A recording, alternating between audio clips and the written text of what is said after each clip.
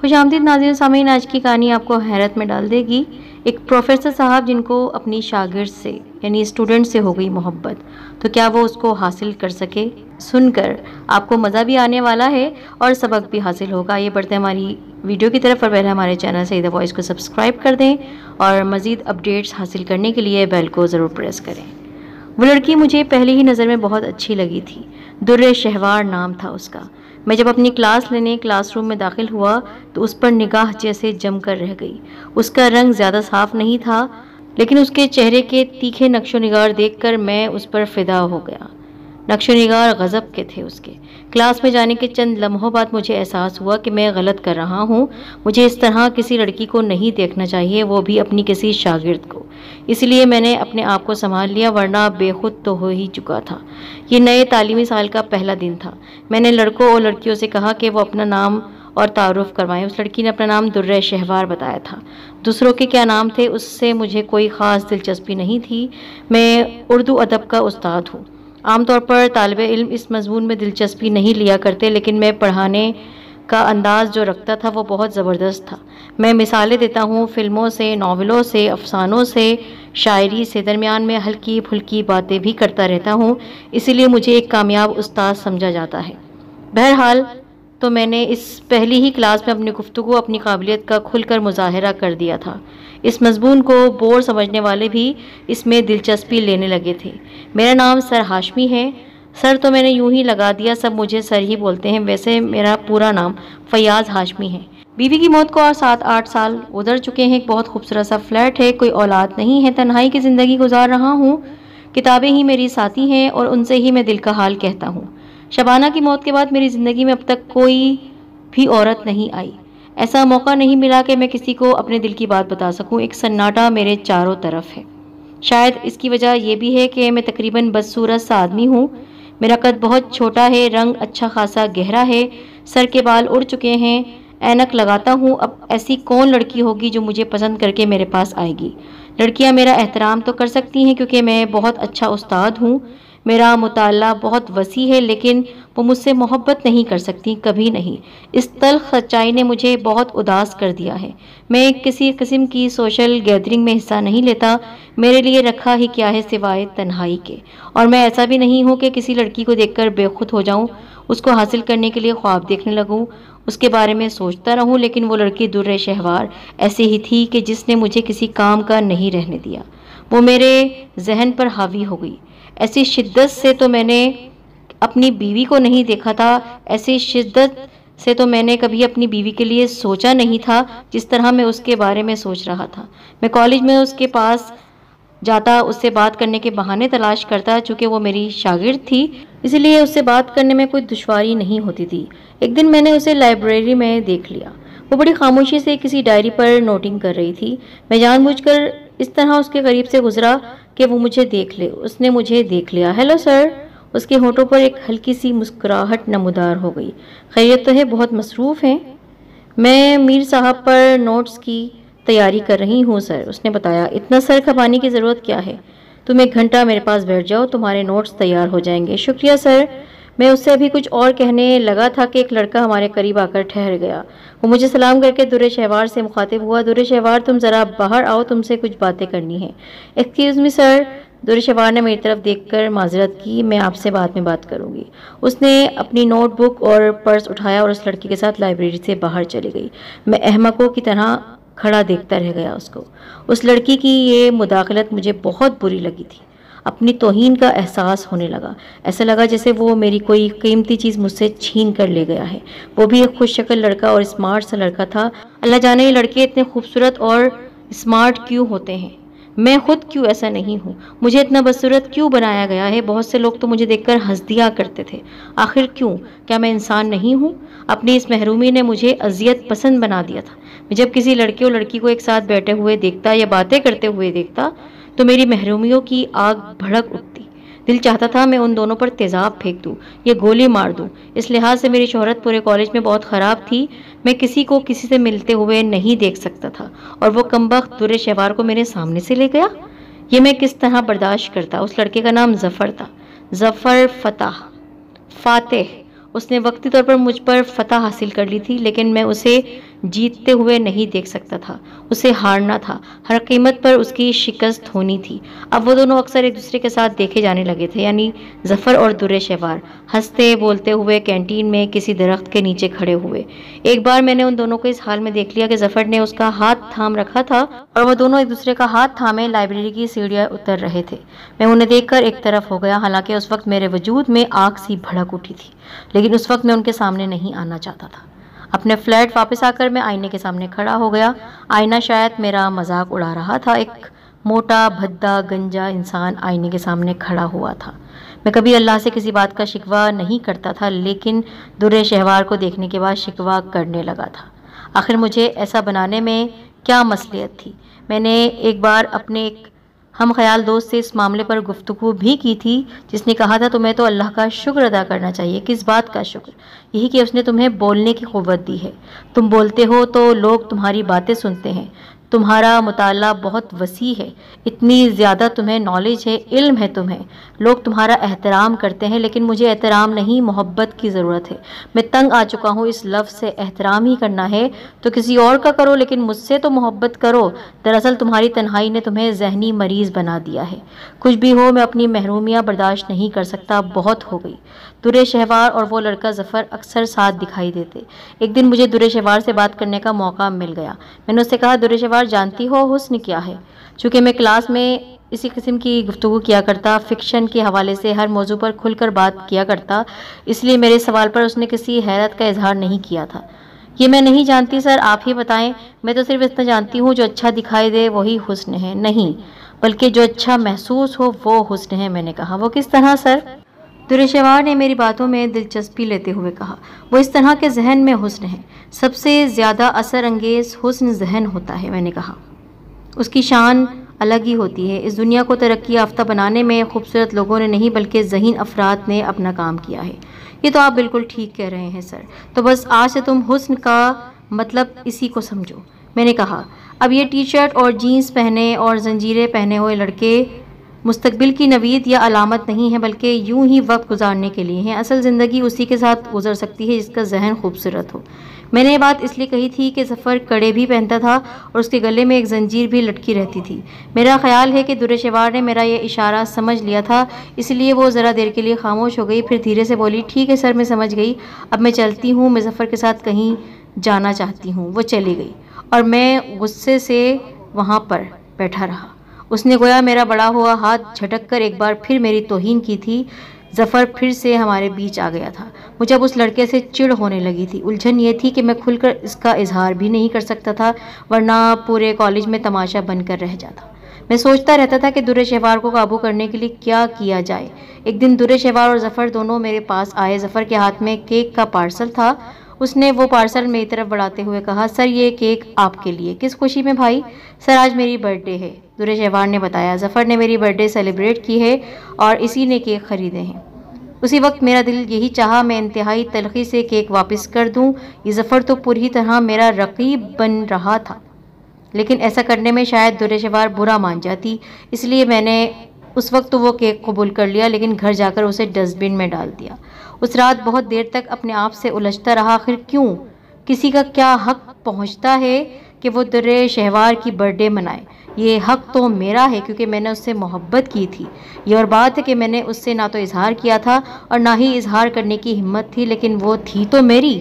میں اسے اپنے تصور میں سجا کر رکھتا تھا۔ رات بستر پر لیٹ کر میں اس کے خیالی پیکر سے باتیں کرتا تھا، اسے اپنا حال سناتا تھا، یہ سوچ کر مطمئن ہو جاتا کہ شاید اس نے میری باتیں سن لی ہیں۔ اس رات میں اس کے تصور سے باتیں کر رہا تھا، آخر کیا بات ہے در شہوار، تم میری طرف دھیان کیوں نہیں دیتی؟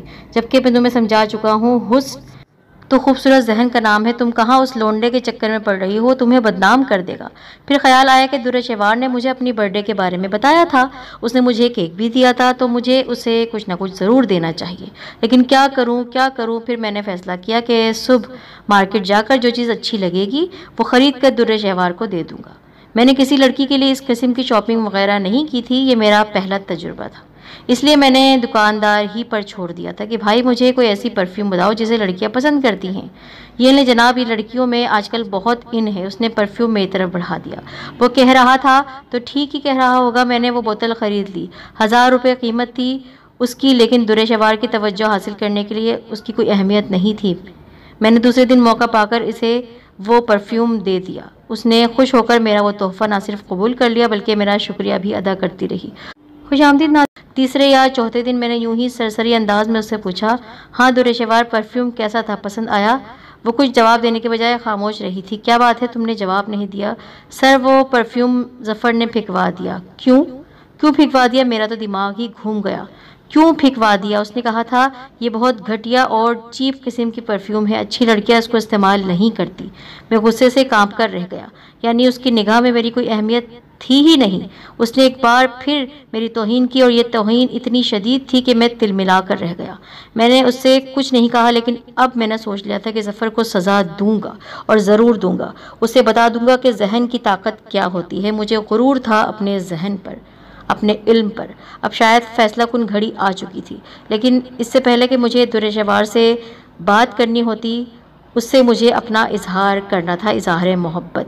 میرا خیال تھا کہ جب میں سلیقے اور اپنی پوری جاویدانی کے ساتھ جادو بری باتوں سے اس سے اظہار محبت کروں گا تو وہ میری بات مان جائے گی، لیکن جو کچھ ہوا وہ اس کے الٹ تھا۔ میری بات سن کر وہ بھڑک اٹھی تھی۔ آپ کیا کہہ رہے ہیں سر؟ آپ کو ایسی باتیں کرتے ہوئے شرم آنی چاہیے۔ در شوار، میں کوئی منافق آدمی نہیں ہوں۔ میرے دل میں جو کچھ ہے وہ میں تم سے چھپانا نہیں چاہتا ہوں، اسی لیے تم سے اظہار کر رہا ہوں۔ ہاں، مجھے تم سے محبت ہے، لیکن آپ کو یہ تو سوچ لینا چاہیے میں آپ سے کتنی چھوٹی ہوں۔ آپ کس سے یہ باتیں کر رہے ہیں؟ میں آپ کی شاگرد ہوں۔ ہاں، تم میری شاگرد ہو، اسٹوڈنٹ ہو، یہ ایک سچائی ہے، لیکن محبت سے بڑی سچائی کیا ہو سکتی ہے؟ پھر کچھ نہیں دیکھتی ہے محبت، عمر نہ رتبہ۔ سوری سر، مجھے آپ کی ذہنیت کا اندازہ نہیں تھا۔ در شوار، میں نے جو کچھ کہا ہے وہ اپنے دل سے مجبور ہو کر کہا ہے، اس میں میرا کوئی اختیار نہیں ہے، اور میں سمجھتا ہوں کہ تم بھی اس راز کو راز ہی رکھو گی۔ میں نے یہ جان لیا ہے کہ میرے نصیب میں محبت نہیں لکھی ہے۔ آپ کے نصیب میں محبت ہو سکتی ہے بشرطیے کہ آپ اپنی ہی جیسی کسی کو تلاش کریں، در شوار نے کہا اور غصے سے ایک طرف چلی گئی۔ در شوار نے گویا میرے منہ پر تماچا مار دیا تھا۔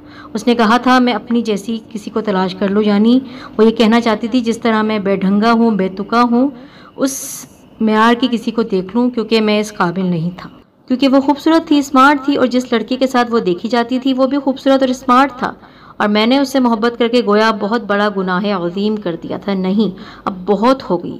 دوسری طرف مجھے یہ خوف بھی تھا کہ کہیں وہ کسی کو بتا نہ دے، اس طرح میری عزت تو دو کوڑی کی ہو جاتی۔ اگر یہ بات اسٹاف تک پہنچ جاتی تو میرا کیا ہوتا؟ ہو سکتا تھا کہ اس کالج سے میری چھٹی کر دی جاتی، پھر تو میں کہیں کا بھی نہیں رہتا۔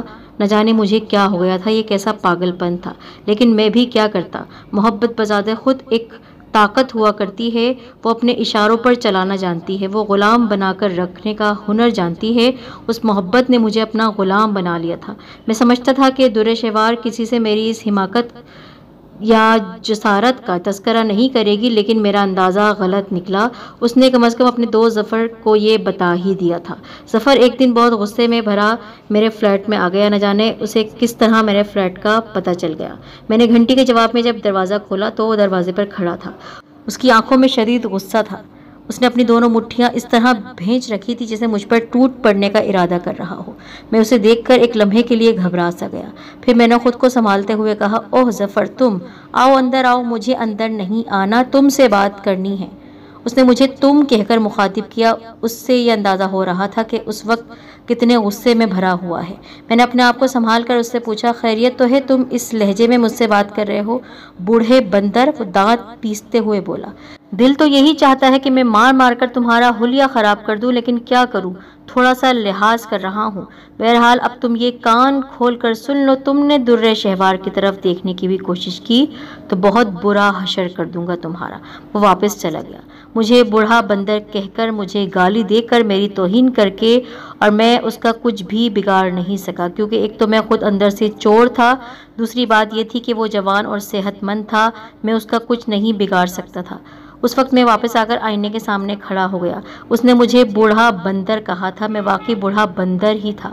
کیا تھا مجھ میں؟ کچھ بھی نہیں تھا، ایک بے ڈھنگا سا انسان جس کے پاس صرف اتنا تھا کہ اس نے کچھ کتابیں پڑھ رکھی تھی اور وہ ایک اچھا انسان سمجھا جاتا تھا، بس اس کے علاوہ مجھ میں اور کیا خوبی تھی؟ کچھ بھی نہیں۔ پھر کیا میں پاگل ہو گیا تھا جو اس طرح در شوار جیسی لڑکی کے پیچھے پڑ گیا تھا؟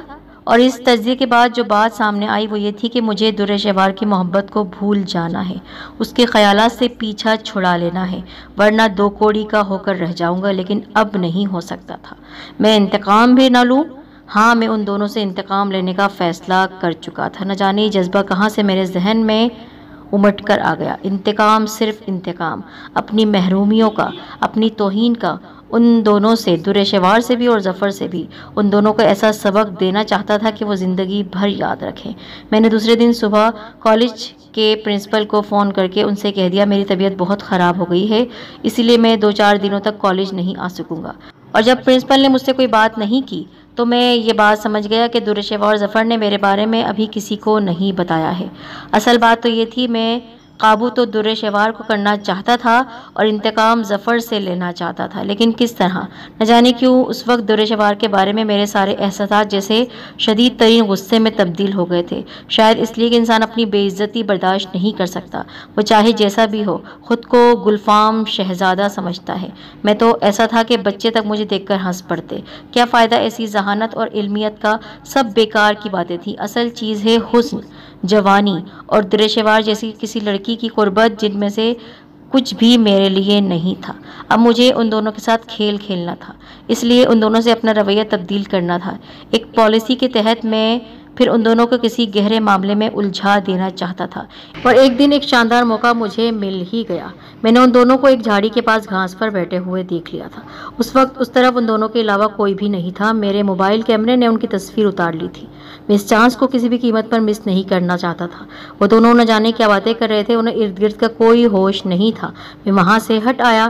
میرے پاس اب ایک زبردست ثبوت آ چکا تھا۔ اسٹاف روم میں سے میں نے پرنسپل کو فون کیا، جناب مجھے آپ سے بات کرنی ہے، اگر آپ مصروف نہ ہو تو میں آ جاؤں؟ جی ہاں، تشریف لے آئیں۔ جب پرنسپل صاحب کے کمرے میں پہنچا تو اس وقت وہ اکیلے تھے۔ میں ان کے سامنے بیٹھ گیا۔ جی فیصل صاحب فرمائیں۔ سر، ہم نے بڑی مشکلوں سے اس یونیورسٹی کی ساکھ بنائی ہے، پورے شہر میں اس یونیورسٹی کی ایک اہمیت ہے۔ جی ہاں، بالکل آپ نے صحیح کہا۔ اب آپ خود اندازہ لگائیں سر کہ جب اس یونیورسٹی میں دن دہاڑے فحاشی ہونے لگے گی اور لڑکے لڑکیاں اس طرح ملنے لگیں گے تو پھر کیا انجام ہوگا؟ میں آپ کا مطلب سمجھا نہیں۔ پھر میں نے انہیں بتایا کہ ظفر اور در شوار کس طرح ایک دوسرے کے ساتھ دیکھے جاتے ہیں، کس طرح دونوں کے درمیان محبت رومان پرورش پا رہا ہے، کس طرح دونوں حد سے آگے بڑھ گئے ہیں۔ ثبوت کے طور پر میں نے انہیں موبائل میں محفوظ وہ تصویر بھی دکھا دی۔ پرنسپل صاحب سناٹے کے عالم میں اس طرح بیٹھے رہے جیسے ان کو کچھ سمجھ میں آ ہی نہیں رہا ہو۔ آپ کو یقیناً بہت دکھ ہوا ہوگا سر، میں نے ان کو دیکھتے ہوئے کہا۔ اب کیا بتاؤں آپ کو؟ پرنسپل صاحب نے ایک گہری سانس لی۔ بہرحال میں یہ چاہتا ہوں کہ 2-3 باتیں آپ پر واضح ہو جائے۔ پہلی بات یہ ہے کہ آج کی نوجوان نسل بہت شرارتی ہو گئی ہے، ایسے ایسے منصوبے اس کے ذہن میں آتے ہیں کہ آپ تصور بھی نہیں کر سکتے ہیں۔ یہ بات تو ہے سر، لیکن جو کچھ ہو رہا ہے وہ شرارت نہیں ہے، یہ تو کچھ اور ہی ہے۔ آپ سنتے تو رہیں میں کیا کہنا چاہتا ہوں۔ یس سر، میں سن رہا ہوں۔ یہ تو ہوئی ایک بات۔ دوسری بات یہ کہ میں جانتا ہوں وہ دونوں ایسی حرکت کر ہی نہیں سکتے ہیں۔ یہ آپ کیا کہہ رہے ہیں سر؟ کیوں نہیں کر سکتے؟ اس لیے کہ ان دونوں کو ایسی حرکت کرنے کی ضرورت ہے ہی نہیں۔ ایسا نہیں کہیں سر، انسان کے ساتھ شیطان لگا رہتا ہے، لگا تو رہتا ہے لیکن ان دونوں کے ساتھ نہیں لگا رہ سکتا۔ کیوں نہیں لگا رہ سکتا؟ اس لیے کہ وہ دونوں میاں بیوی ہیں۔ کیا؟ میں تقریباً اچھل پڑا۔ یہ تو آپ کیا کہہ رہے ہیں سر؟ مجھے سمجھ نہیں آ رہا ہے۔ کیا کہہ رہے ہیں آپ؟ میں ٹھیک کہہ رہا ہوں۔ افسوس کہ آپ نے بہت غلط جوڑے پر ہاتھ ڈال دیا ہے۔ وہ دونوں ہی میرے دوستوں کی اولادیں ہیں اور شرارت کے طور پر انہوں نے مجھ سے یہ بات کی تھی، درخواست کی تھی کہ ان کے میاں بیوی ہونے کا راز کسی پر ظاہر نہ کیا جائے۔ اس طرح ایکٹیویٹی رہے گی۔ شاید ان کا یہ خیال تھا کہ کوئی لڑکا در شوار پر عاشق ہونے کی کوشش کرے گا، لیکن افسوس کہ ایک استاد نے ایسی گھٹیا حرکتیں شروع کر دیں اور اس حد تک گر گیا کہ ان کو بلیک میل کرنے کی سازش کرنے لگا۔ مجھے در شوار نے بہت کچھ بتایا تھا جسے میں نے اس وقت ہنس کر ٹال دیا تھا۔ پرنسپل صاحب نہ جانے کیا کیا کہہ رہے تھے، لیکن میں نے جو کچھ سنا اس نے مجھے سن کر دیا۔ میرا ذہن سائیں سائیں کر رہا تھا، چکرا رہا تھا، پھر میں وہیں بے ہوش ہو کر گر پڑا۔ میں نے اس کالج سے ریزائن دے دیا۔ اب میں ایک دور دراز کے شہر میں مقیم ہوں۔ میرے پاس پچھلی یادوں کے سوا کچھ بھی نہیں رہا۔ ایک قد آدم آئینہ ہے، ایک لمبا سا آئینہ ہے جو دن بھر کئی بار مجھے میری حقیقت کا احساس دلاتا رہتا ہے۔ اپنے دل پر بہت جبر کر کے یہ کہانی سنا رہا ہوں۔ مقصد صرف یہی ہے کہ پڑھنے والوں کو احساس ہو جائے کہ محبت زبردستی حاصل نہیں کی جا سکتی، اور یہ کام میں کر رہا تھا۔